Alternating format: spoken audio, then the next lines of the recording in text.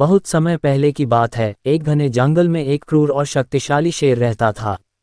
वह जंगल के सभी जानवरों का शिकार करता और उन्हें मारकर खा जाता। इससे जंगल के सभी जानवर डर के साए में जी रहे थे। एक दिन सभी जानवरों ने मिलकर शेर के पास जाने और उससे विनती करने का निश्चय किया। उन्होंने शेर से कहा, महाराज, यदि आप प्रतिदिन हम में से एक जानवर को खाने के लिए चुन लेंगे तो आपको खुद शिकार करने की जरूरत नहीं पड़ेगी। इस तरह हम भी भयमुक्त जीवन जी सकेंगे। शेर को यह सुझाव अच्छा लगा और उसने इसे मान लिया। अब प्रतिदिन एक जानवर अपनी बारी आने पर स्वयं शेर के पास जाने लगा। कुछ समय बाद एक दिन खरगोश की बारी आई। खरगोश बहुत बुद्धिमान था। उसने सोचा, यदि मैं इसी तरह शेर के पास जाऊंगा तो वह मुझे खा जाएगा। मुझे इसे रोकने के लिए कोई तरकीब लगानी होगी। खरगोश ने एक योजना बनाई। वह जानबूझकर शेर के पास देर से पहुंचा। शेर बहुत गुस्से में था और गरजते हुए बोला, इतनी देर क्यों लगाए? मैं तुम्हें अभी खा जाऊंगा।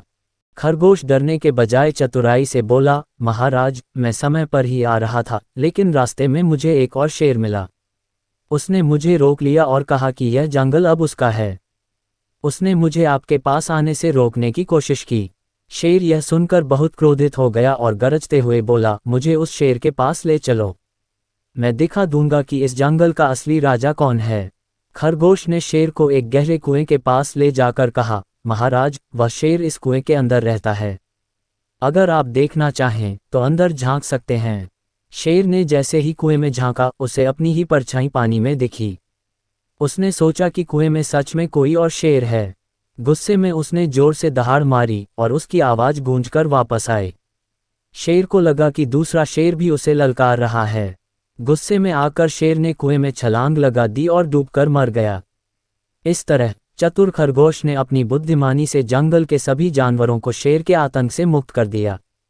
शिक्षा, बुद्धि बल से भी बड़ी होती है। केवल शक्ति से नहीं, बल्कि चतुराई से भी समस्याओं का समाधान किया जा सकता है।